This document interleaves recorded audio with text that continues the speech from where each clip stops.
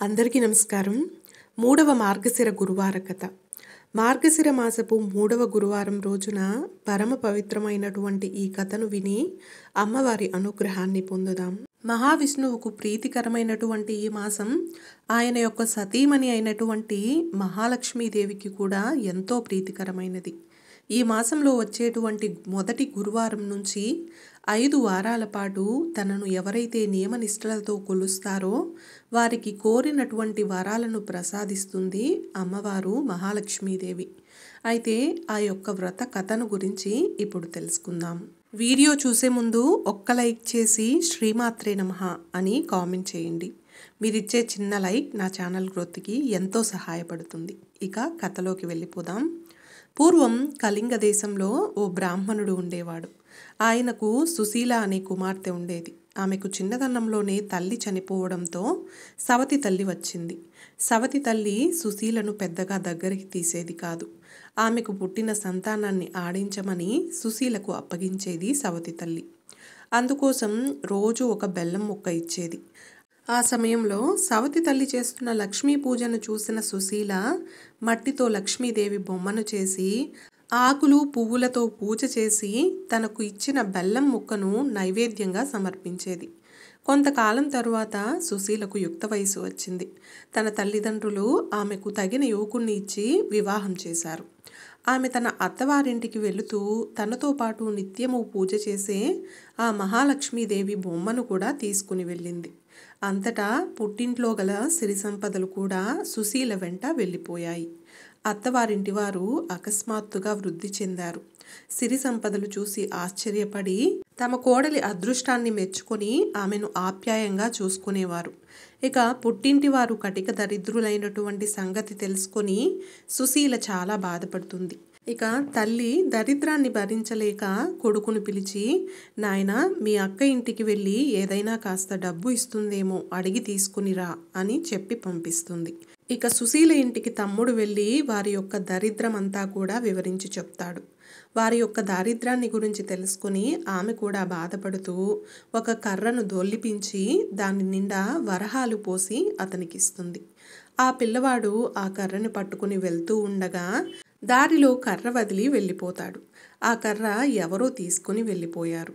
ఇంటికి వెళ్ళినటువంటి కొడుకును తల్లి ఏం తెచ్చావు అని అడుగగా, ఏమీ తీసుకుని రాలేదమ్మా అని చెప్తాడు ఆ పిల్లవాడు.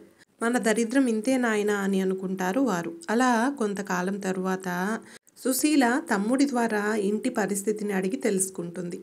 వారి దారిద్రంలో ఎటువంటి మార్పు రాలేదని తెలిసి ఒక చెప్పుల జత తెప్పించి వాటిలో వరహాలు పోసి కుట్టించి వాటికి గుడ్డ చుట్టి తమ్ముడికిచ్చి అది తీసుకొని వెళ్ళి తండ్రికి ఇమ్మని చెప్తుంది. సరేనని చెప్పి తీసుకుని వెళ్ళి మార్గమధ్యంలో దాహం వేసి ఒక చెరువు గట్టున చెప్పుల మూట పెట్టి నీరు తాగి వచ్చేసరికి ఎవరో వాటిని తీసుకుని వెళ్ళిపోతారు. జరిగినటువంటి విషయం తల్లికి చెప్తాడు. ఇక తల్లి జరిగిన దానికి బాధపడి, మన దరిద్రం ఇక ఎప్పటికీ కూడా ఇంతే నాయనా, ఇందులో ఎలాంటి మార్పు రాదు, మనకు ఐశ్వర్యం ప్రాప్తించేది ఏనాటికో ఇక అని అనుకుంటుంది. ఇక కొన్నాళ్లకు కొడుకుని పంపిస్తూ, ఈసారైనా జాగ్రత్తగా తీసుకుని రా నాయనా అని చెప్తుంది. అక్కకు పరిస్థితి వివరించి ఇదివరకు ఉన్నట్లే ఉందని చెప్పి అప్పుడు అక్క తప్పకుండా మన పరిస్థితిని అర్థం చేసుకుంటుందని చెప్తుంది. ఇక అప్పుడు సుశీల ఒక గుమ్మడి పండును తెప్పించి దానిని తొలచి దాని నిండా వరహాలు నింపి ఆ పండును అమ్మకిమ్మని చెప్పి చెప్తుంది. సరేనని చెప్పి తీసుకుని వస్తూ ఉండగా సాయం సమయంలో ఒక చెరువు వద్దకు వచ్చి దానిని గట్టు మీద ఉంచి సంధ్యావందనం చేస్తూ ఉంటాడు ఆ పిల్లవాడు. అంతలో ఒక బాటసారి గుమ్మడి పండు బాగుందని చెప్పి ఆ పండును పట్టుకొని వెళ్ళిపోతాడు. ఇక ఆ కుర్రవాడు గట్టు మీదకు వచ్చి పండును వెతకగా ఆ పండు కనిపించలేదు. ఇక ఏమీ చేసేది లేక ఇంటికి తిరిగి వెళ్ళిపోతాడు. ఇక తల్లి ఏం తెచ్చావు అని అడగగా జరిగిందంతా చెప్తాడు. తల్లికి ఏం చేసేది లేక విచారిస్తుంది. మరలా కొన్నాళ్లకు తల్లి ఇంటి దగ్గర పిల్లలను ముంచి కూతురు దగ్గరకు వెళ్తుంది. ఇక తల్లిని చూసినటువంటి సుశీల ఆమె యొక్క దరిద్రాన్నంతా కూడా తెలుసుకుని ఎంతో చలించిపోతుంది. అమ్మ, మార్గశిర లక్ష్మీవార నోము నోచిన వారికి ఐశ్వర్యం వస్తుంది అని చెప్తుంది. కాబట్టి ఎలాగో ఈ రోజున మార్గశిర లక్ష్మీ వారము, నోటిలో ఏమీ వేసుకోకు, మనం వ్రతం చేసుకుందాము అని చెప్తుంది. అలా ఆమె కూడా అలాగేనని చెప్పి, నేనేమైనా చిన్నదానినా, ఎందుకు తింటాను అని చెప్పి పిల్లలకు చద్దన్నం పెట్టి నోట్లో ఒక ముద్ద వేసుకుంటుంది. కూతురు వచ్చి, అమ్మ స్నానం చేయి, మనం వ్రతం చేసుకుందాము అంటుంది. అప్పుడు జరిగిందంతా కూడా తల్లికి చెప్తుంది. ఇక ఆ వారం కూతురు మాత్రమే వ్రతం చేసుకుంటుంది. ఇక రెండో వారం వ్రతం చేసుకుందామని అనుకుంటుంది. అప్పుడు పిల్లలకు తలకు నూనె రాస్తూ తాను కూడా తలకు నూనె రాసుకుంటుంది. ఇక ఆ వారం కూడా వ్రతం చేసుకోవడం వీలు కాలేదు.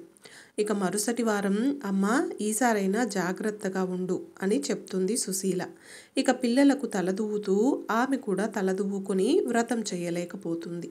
కూతురు మాత్రమే ఆ వారం కూడా వ్రతం చేసుకుంటుంది. ఇక 4వ వారం, ఈసారైనా చాలా జాగ్రత్తగా ఉండమ్మా అని చెప్పి సుశీల తన తల్లి ఏ పని చేయకుండా ఉండేందుకై ఒక గోతిలో ఆమెను కూర్చోబెడుతుంది. పనంతా అయిపోయిన తర్వాత అమ్మను తీసుకుని వచ్చి స్నానం చెయ్యి, పూజ చేసుకుందాం అని అడుగగా అప్పుడు ఆ తల్లి ఈ విధంగా చెప్తుంది. ఓ సుశీల, ఇదిగో పిల్లలు అరటిపండు తిని నేను కూర్చున్నటువంటి ప్రదేశంలో అరటి తొక్కలు వేశారు. నేను తోచక అవి తినేశాను అని చెప్తుంది. అయ్యో అని చెప్పి అనుకుని కూతురు మాత్రమే పూజ చేసుకుంటుంది. ఇక 5వ గురువారం, ఆఖరి వారము. అప్పుడు సుశీల ఏమీ చేయలేక తల్లిని తన కొంగు కట్టుకుని పనంతా కూడా పూర్తి చేసుకుని తల్లి చేత స్నానం చేయించి వ్రతం చేయిస్తుంది. పూర్ణపు కుడుములు తల్లి చేత నైవేద్యంగా పెట్టిస్తుంది. కానీ మహాలక్ష్మి అమ్మవారు దూరంగా వెళ్ళిపోతుంది. ఏమైందమ్మా, అలా ఎందుకు వెళ్ళిపోతున్నావు అని సుశీల అడగగా, నీవు చిన్నతనంలో నీ బొమ్మలతో ఆడుకుంటూ ఉండగా మీ అమ్మ నిన్ను చీపురతో కొట్టింది.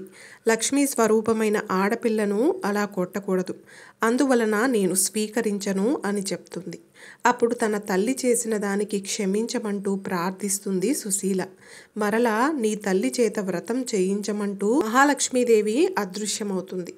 ఇక సరేనని చెప్పి మొదటి వారం పులగము, రెండో వారం అట్లు, 3వ వారం అప్పాలు, 4వ వారం గారెలు ఈ విధంగా వండించి తల్లి చేత నోము చేయిస్తుంది. ఇక కథ చదివి అక్షింతలు తల మీద వేసుకుంటారు. తర్వాత అప్పటి నుండి ఆమెకు సకల సంపదలు కలిగి అంత్యమునందున విష్ణులోకానికి వెళ్ళారు. ఇక కథ లోపమైనా కూడా వ్రత లోపం కాకూడదు. మార్గశిర మాసంలో వచ్చేటటువంటి అన్ని గురువారాలలో ఉదయాన్నే నిద్రలేచి ఇల్లంతా శుభ్రం చేసి తలస్నానం చేయాలి. అలాగే ప్రత్యేకించి పూజ ముగిసే వరకు తలకు నూనె రాసుకోవడం కానీ దువ్వుకోవడం కానీ చేయకూడదు. చక్కగా అలంకరించబడినటువంటి లక్ష్మీ అమ్మవారి యొక్క చిత్రపటాన్నో లేదంటే చిన్న విగ్రహానికో చక్కగా పూజ చేసుకునేందుకు సిద్ధంగా ఉంచుకోవాలి.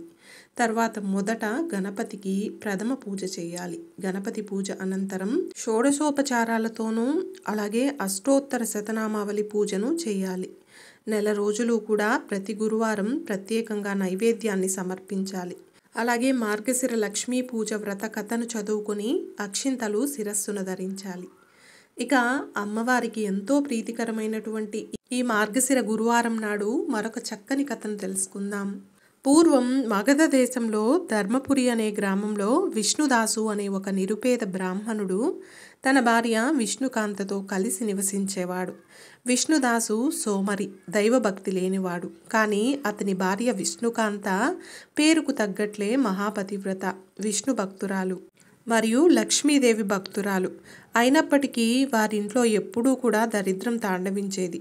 తినడానికి తిండి కూడా ఉండేది కాదు. విష్ణుదాసు ఏ పని చేయకుండా జూదరులతో సోమరులతో తిరిగి భార్యను నానా హింసలు పెట్టేవాడు. అయినా విష్ణుకాంత తన భర్తను దైవంగా భావించి అతనికి సేవ చేస్తూ తన బాధనంతా ఆ లక్ష్మీనారాయణులకే చెప్పుకునేది.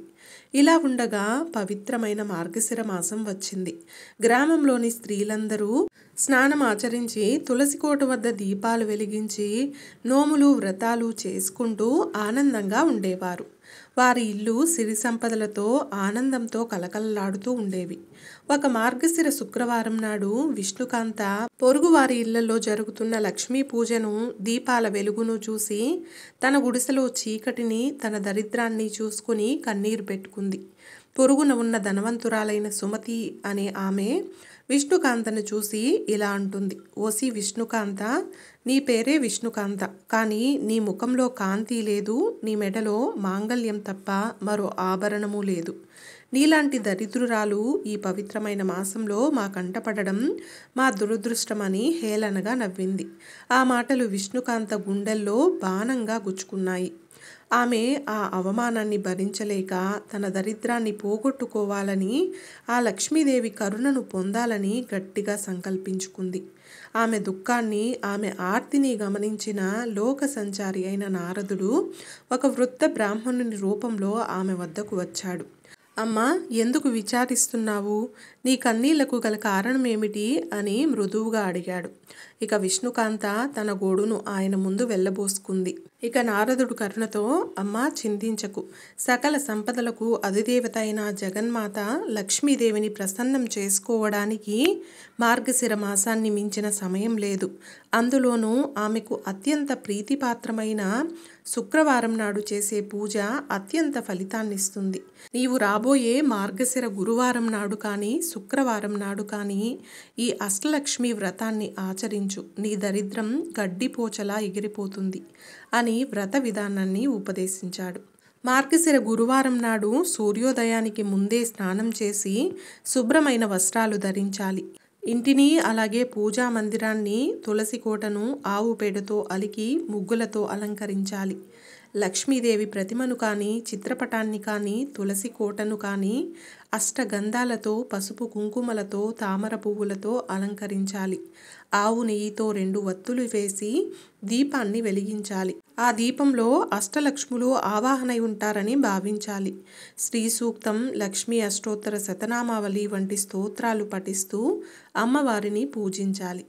బెల్లపు పరమాన్నం లేదా కనీసం పాలు, పండ్లు, పటిక బెల్లం వంటి వాటిని నైవేద్యంగా సమర్పించాలి. పూజానంతరం ముత్తైదులకు ఇంటికి పిలిచి వారికి పసుపు కుంకుమలు, తాంబూలం మరియు శక్తి ఉంటే ఒక జాకెట్టు బట్టను బహుమతిగా ఇచ్చి వారి ఆశీర్వాదం తీసుకోవాలి. సాయంత్రం తులసి కోట వద్ద లేదా ఆలయంలో రావి చెట్టు కింద దీపారాధన చేయాలి అని నారద మహర్షి చెప్పాడు. నారదుని ఉపదేశంతో రాబోయే మార్గశిర శుక్రవారం నాడు వ్రతాన్ని ఆచరించాలని నిర్ణయించుకుంది. కానీ ఆమె వద్ద పూజా సామాగ్రికి, నైవేద్యానికి, ముత్తైదువులకు ఇవ్వడానికి ఏమీ లేదు.